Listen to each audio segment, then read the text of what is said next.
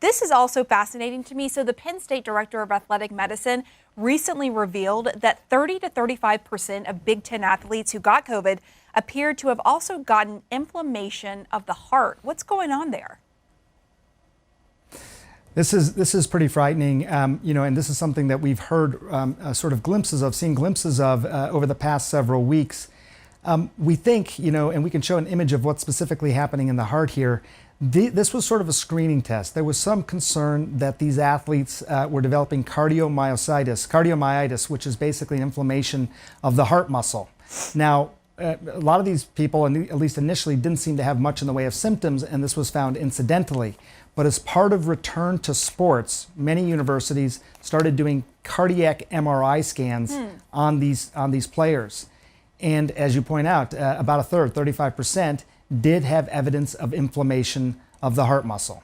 Now, what exactly that means, we think it's because of the inflammation that is widespread in the body due to COVID.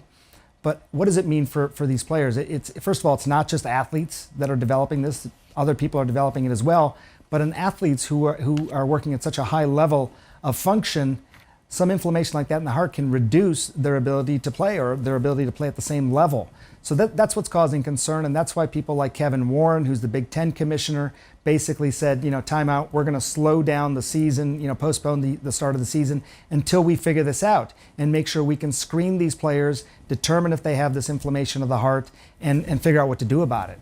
So just to make sure I understand, is this something that's more prevalent from what you can tell among athletes? I don't think so. No, I think it's just we're seeing this more in athletes because there's now programs where they're screening these college players as they're thinking about returning them to play. I mean, a lot of these players, my understanding is from talking to some of the physicians who've been overseeing these studies, a lot of them were surprised to get those results. They didn't know it. But with time, an elite athlete, if you have a 5 to 10% drop in overall function, that obviously can make a huge difference in terms of your ability to play at the same level.